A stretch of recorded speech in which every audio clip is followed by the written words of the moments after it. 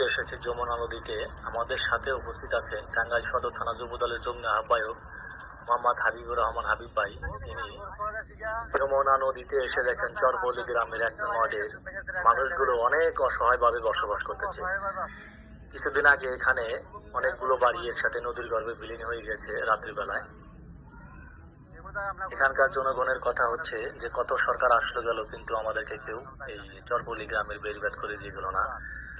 তাই আরো ওই জনগণ আরো বলেন যে আমাদের এই চরপল্লী গ্রামের যে যারা সহযোগিতা করবেন তাদের পাশে আমরা থাকবো ইনশাল্লাহ। এই ভিডিওতে যে দেখতে পাচ্ছেন এখানেই অনেকগুলো বাড়ি একসাথে নদীর গর্ভে বিলীন হয়ে গেছে।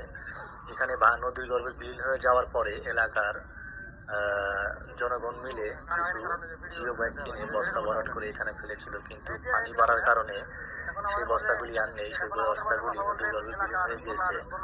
এখানে ভিডিওতে দেখতে পাচ্ছেন একজন গণ্যমান্য ব্যক্তি আপনাদের সামনে একটু কথা বলবেন।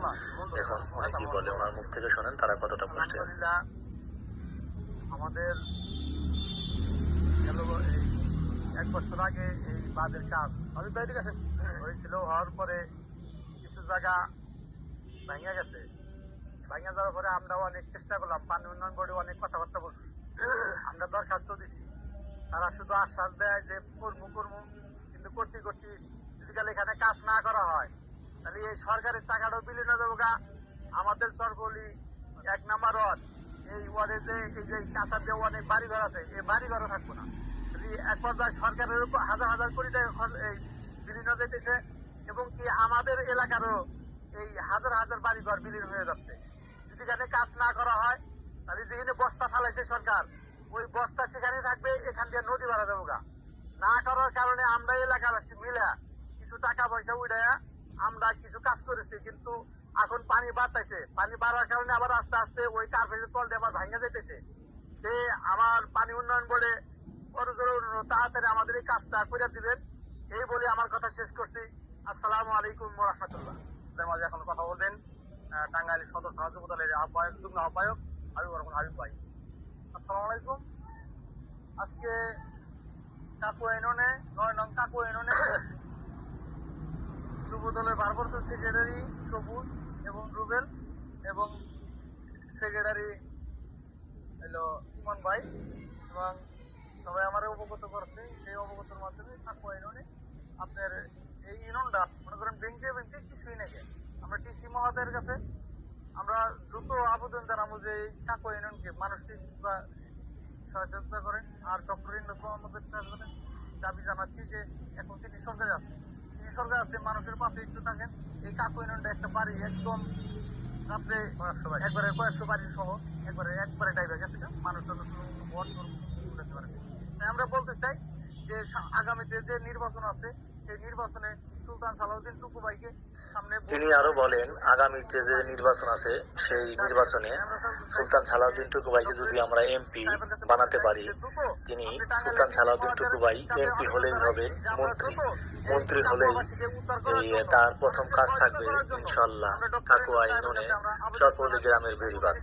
তিনি আরো বলেন এই কাকুয়া ইউনিয়নের জনগণ যারাই আছেন তারা চরপল্লী গ্রামের 1 নং ওয়ার্ডে এসে জনগণের সাথে একটু দুঃখ সুখের কথা একটু ভাগাভাগি করে নেবেন এবং যে যতটুকু পারেন সহযোগিতা করে যাবেন।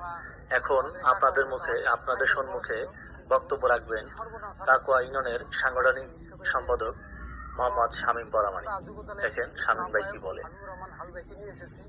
কারণ তিনি একজন ভালো মানের নেতা, সে যদি বড় নেতা কর্মীদেরকে বলে যে এটা দেখতে হবে, এবং কি ইউনূস মহোদয় বর্তমান উপদেষ্টা সরকার, তারা যদি এটা নজরে নেয় তা হয়তো সুন্দর একটা কাজ হতে পারে।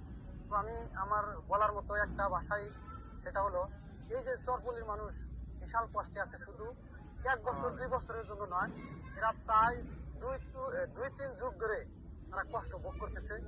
আমাদেরকে বাঁচানোর জন্য, আমাদেরকে সুন্দরভাবে জীবনযাপনের জন্য শামীম ভাইকে অনেক ধন্যবাদ সুন্দর কথা বলার জন্য।